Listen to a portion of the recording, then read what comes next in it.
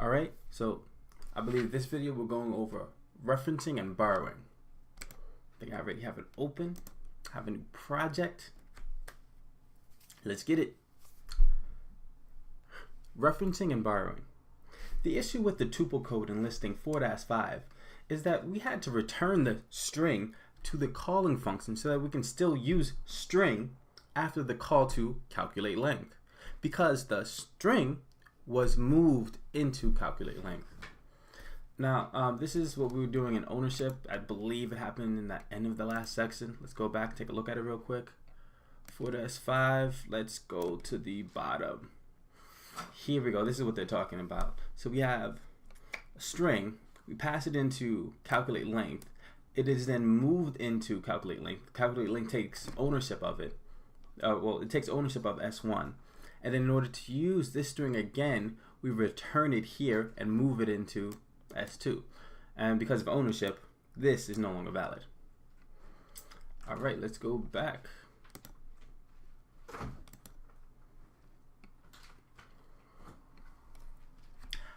Here's how you would define and use a calculate length function that has a reference to an object as a parameter instead of taking ownership of the value.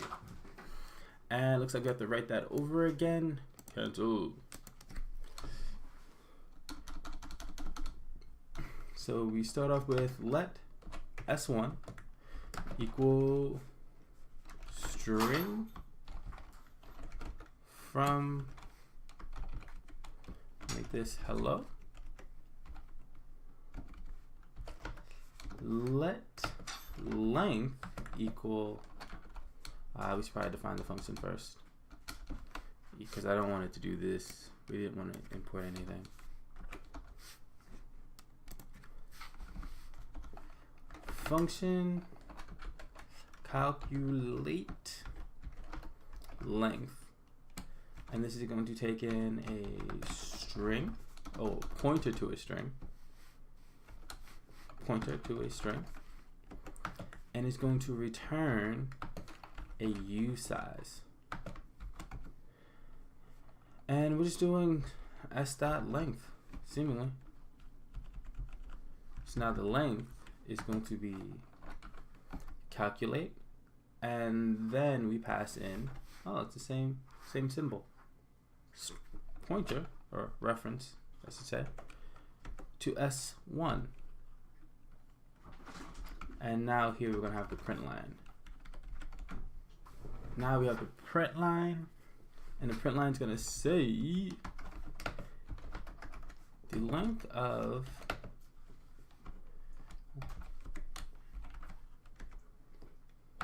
is period.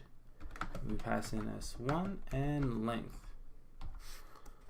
So this should run. Let's open up the terminal. Cargo run.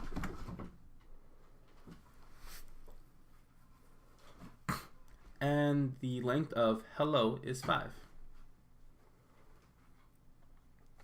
So first, notice that all the tuple code in the variable declaration and the function return value is gone. Second, note that we passed a squiggly line, let's call it an and plus 1, reference to S1. We passed a reference to S1 into calculate length. And in its definition, we take a reference to string rather than string. The ampersand are references, and they allow you to refer to some value without taking ownership of it. See the diagram below. So we have S, which is, well, I guess this is string, S, name and value. S1, which we have declared here, is a pointer to piece of memory on the heap, as we know. We have the length and capacity. I guess this is the reference, maybe. Let's see. Note, the opposite of referencing by using a ampersand is dereferencing, which is accomplished with the dereference operator star. We'll see some uses of the dereferencing dereference operator in Chapter 8 and discuss details of dereferencing in Chapter 15. Wow, that's a long way away. Moving down. Let's take a closer look at the function call here. So we have let s1 equals string from hello, creating a string on the heap. We have the length, calculate length, passing the reference to s1. Now, the reference to s1 syntax let us create a reference that refers to the value of s1, but it does not own it. Because it does not own it, the value it points to will not be dropped when the reference goes out of scope. Likewise, the signature of the function uses an ampersand to indicate that the type of the parameter s is a reference. Let's add some explanatory annotations. So what they're saying here just in general is that this ampersand is a reference pointer, and when you do a reference pointer, at least in this case, when we have a function, the function is not taking ownership of that variable, and because it's not taking ownership of that variable does not go out of scope at the end of that function scope. But let's see what they have here for explanations and annotations. So they have s is a reference to a string. Yes, we know. Here, s goes out of scope, but it does not have ownership of what it refers to. Thus, nothing happens. So yeah, the reference does not have ownership of the actual variable, and because of that, nothing happens. Scrolling down.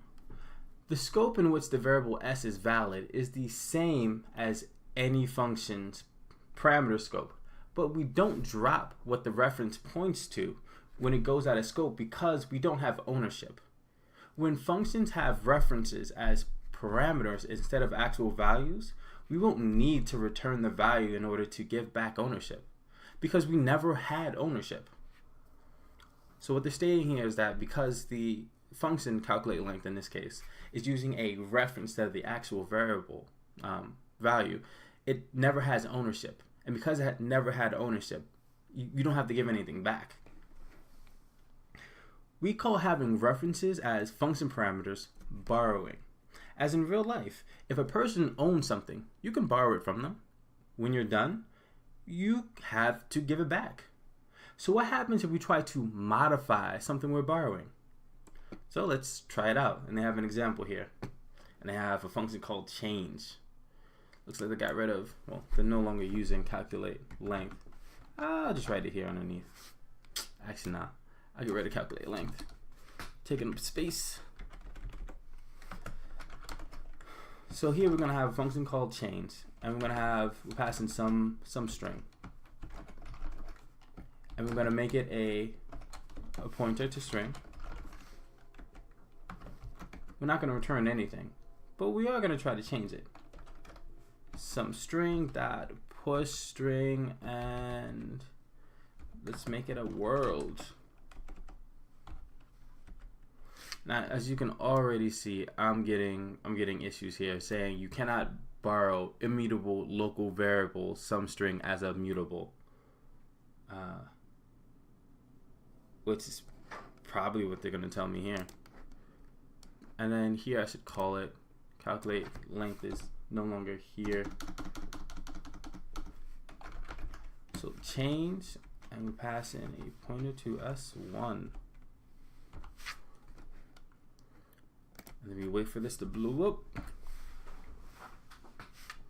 Could not compile. Length is not found. This is true.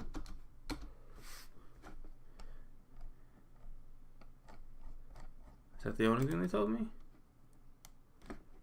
Try this again. Here we go. Some string is a reference, so the data it refers to cannot be borrowed as mutable. So what they're stating here, at least in this error, that anything that you borrow is immutable. Because it's immutable, you know it's not going to change, and you cannot change it. The compiler will yell at you as it's doing to us. All right. And let's see what they say here. Here's the error, which I have. Just as variables are immutable by default, so are references. We're not allowed to modify something we have a reference to. It's what the error states. Mutable references. We can fix the error in the code from listing 4-6 with just a small tweak. And the tweak is to make it mutable. So it looks like we make the string mutable, which it has to be in order for it to change. And then we make the reference mutable. And now when we run it, there's not going to be an output, but it should compile? Is that what you're telling me? Hold on, I might have did something wrong here. Change mute space.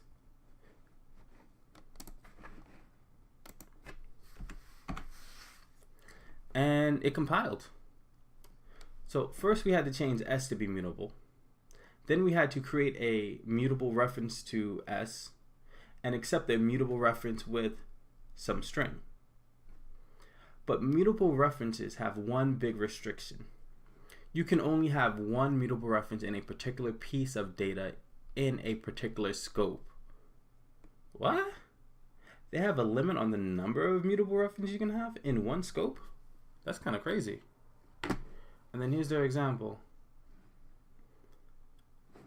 So if I would just to write that should just break. Interesting. So they have ours. So let's do that here. Yeah. Let mutable S equal string from hello. We have our mutable string. We're letting R1 equal a mutable reference to S, which is fine. That by itself is. And then when we do it again, this is where we should get an error because we have two. Do a print.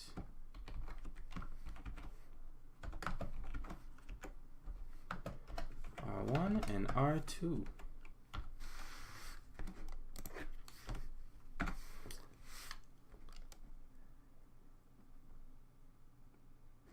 Oh, I need a comment here.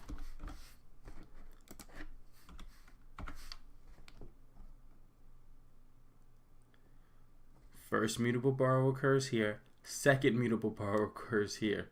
Wow, that is in red. Understood. Cannot borrow S as mutable more than once. And is that here at the top? Right there.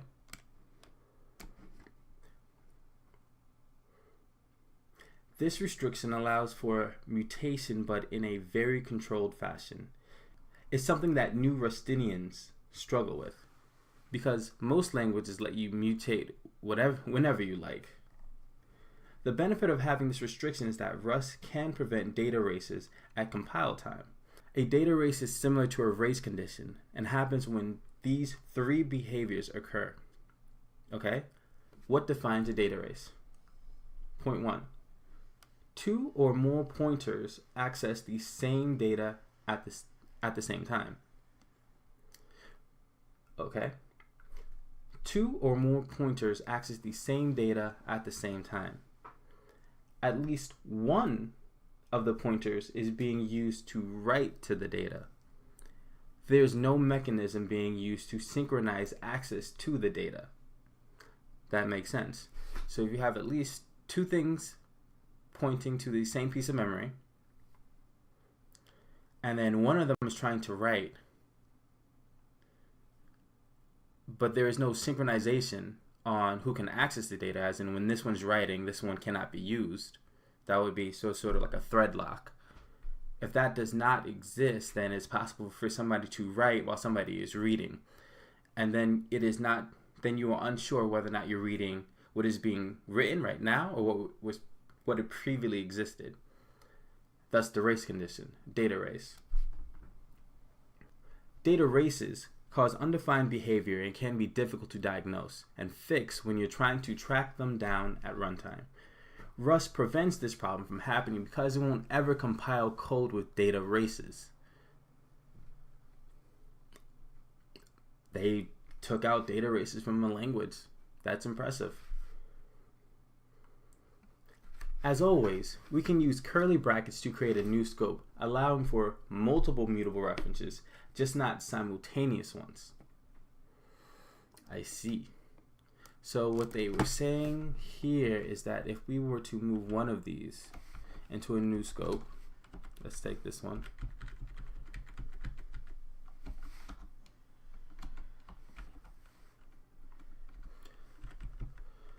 We get rid of this print line. This should compile because R1 comes into scope and then it goes out of scope, and then R2 is in scope and then it goes out of scope, but they're not in scope at the same time. And we just got to warn them because we're not really using it. All right. A similar rule exists for combining mutable and immutable references. This code results in an error. Let's see. Oh, I didn't mean to do that, but we have a string, mutable s, that's still the same. You have a let r1 equal a pointer to s. They said this is no problem. We have let R2 equal to a pointer to s. This is no problem. These should be no problem because they're immutable, and because they're immutable, nothing is going to change. So regardless, it can't be a data race because they can't affect the data. And then we have let R3, which is going to make this one mutable, and this is where the issue should occur. Mutable s, and it's a big problem. I could write the print statement, but I don't think there's a need. It's not going to work. So let's see what error they give us. Maybe I do need the print statement. Mutable s, mut s. Huh, that's interesting. Print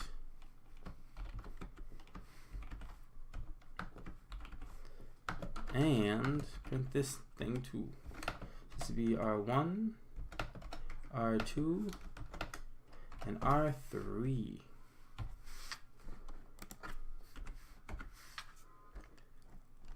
And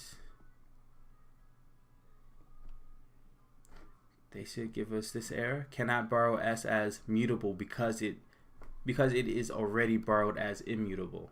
And that's the explicit error. Because we already borrowed it as immutable here. This is immutable. We cannot borrow it as mutable.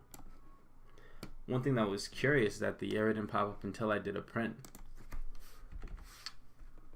So let me run that without the print and see if it does an error. That might have just been a fluke on my part. No. If you do not have the print statement in there, it will not error.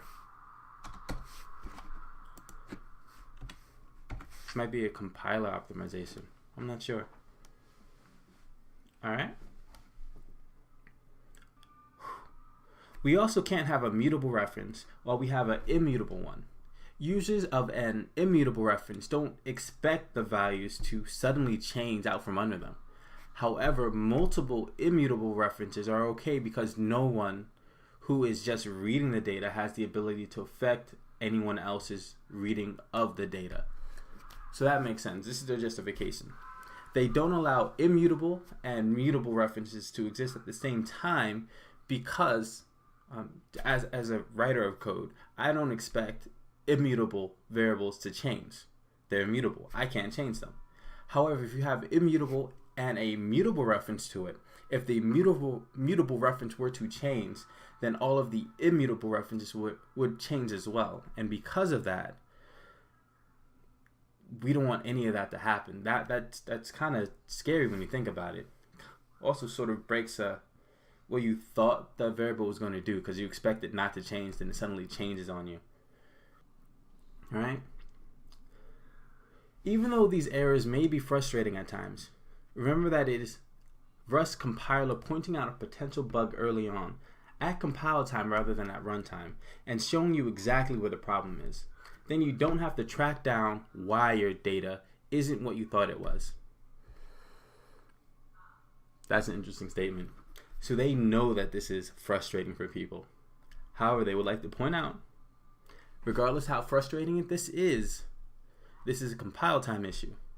And catching issues at compile time is much better than catching issues at runtime. Because at runtime, the code may already be deployed, and then you finally figure out, this is not doing what I thought it was doing. So it's a trade-off, but it seems as though this trade-off might be worth it. Dangling references. Okay? In languages with pointers, it's easy to erroneously create a dangling pointer. A pointer that references a location in memory that may have been given to someone else, by freeing some memory while preserving a pointer to that memory. In Rust, by contrast, the compiler guarantees that references will never be dangling references. If you have a reference to some data, the compiler will ensure that the data will not go out of scope before the reference to that data does. Let's try to create a dangling reference with Rust and see what happens. That's here. Alright, so now we got to get rid of this. Create the function called dangle. Function dangle.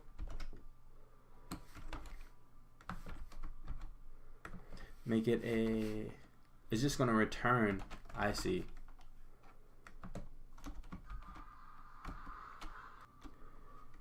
So I see what they're doing. We're creating a variable s that's going to be on the heap string from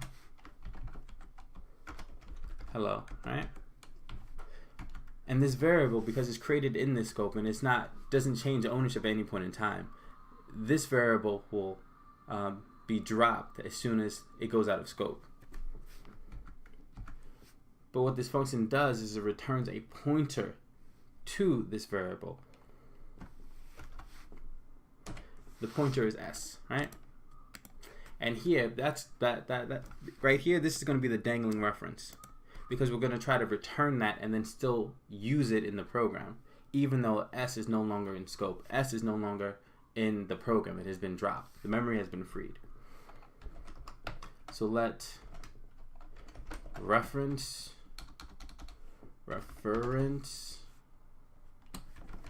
to nothing equal dangle. And let's see what it says.